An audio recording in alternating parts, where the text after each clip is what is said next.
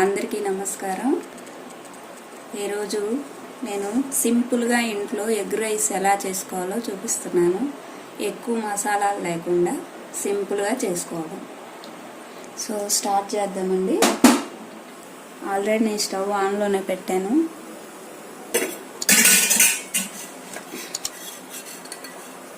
First oil వేసుకోవాలి।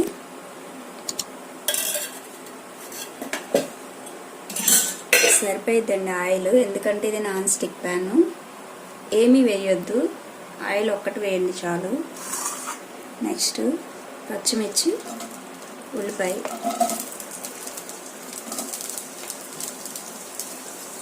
కొంచెం కరివేపాకు, ఇంకొంచెం ఫ్రై అవ్వాలి।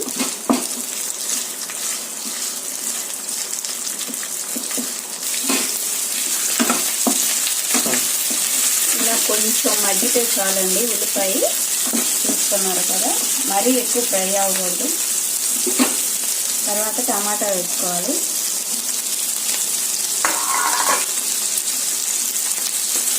టమాటా కూడా కూసేసి మగ్గాలండి।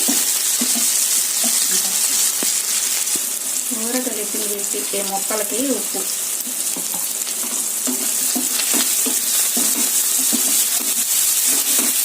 ఇలా మగ్గాక ఇలా పక్కకు జరిపి ఇలా చూపిస్తున్న విధంగా కొంచెం స్టవ్ సిమ్లో పెట్టుకోండి। ఎప్పుడు ఎగ్ వేస్తాను।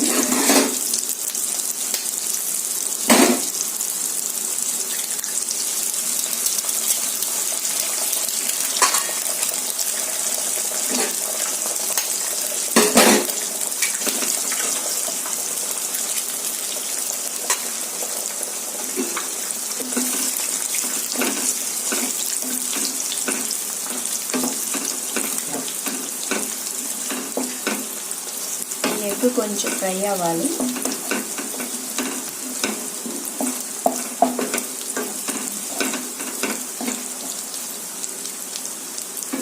ఎగ్లో కూడా కొంచెం ఊకలా ఉప్పు వేసుకోవచ్చు, టేస్టీగా వస్తుంది। ఇప్పుడు హైలో పెట్టుకోండి స్టవ్। ఎందుకు సిమ్లో పెట్టమన్నానంటే ఈ ముక్కలన్నీ మాడిపోతాయని సిమ్లో పెట్టమన్నాను।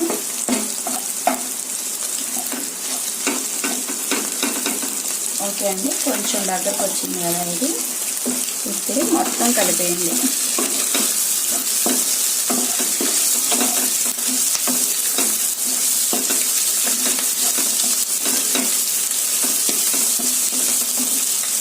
వాసన వస్తుంది, ఎగ్ వాసన వచ్చేస్తుంది। ఓకే అండి, ఫ్రై అయ్యింది। ఇప్పుడు కొంచెమే అన్నం ఉంది, ఈ అన్నానికి సరిపోయినట్టుగా నేను 2 ఎగ్గులు వేసాను। మీ అందరికీ డౌట్ రావచ్చు, ఉప్పు కారం అవన్నీ వేయలేదు అని అనుకోవచ్చు। అవి ముందే వేస్తే రైస్కి ఫ్లేవర్ రాదని నేను వేయనండి, అవన్నీ ఇప్పుడు వేస్తాను। కొంచెం సాల్ట్,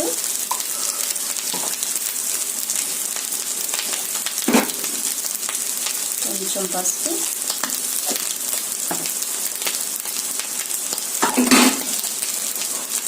కొంచెం కారం, ఎందుకంటే పచ్చిమిరపకాయలు ఉన్నాయి కాబట్టి,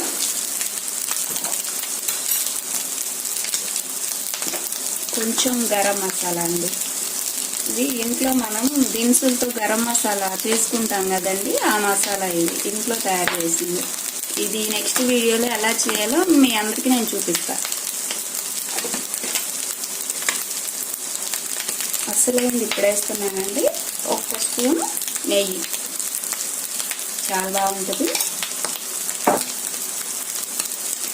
మొత్తం తిప్పుకోండి।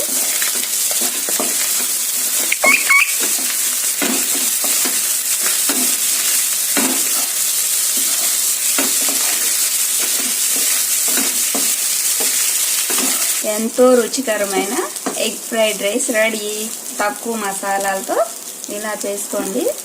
సో ఫైనల్గా కొత్తిమీర అండి,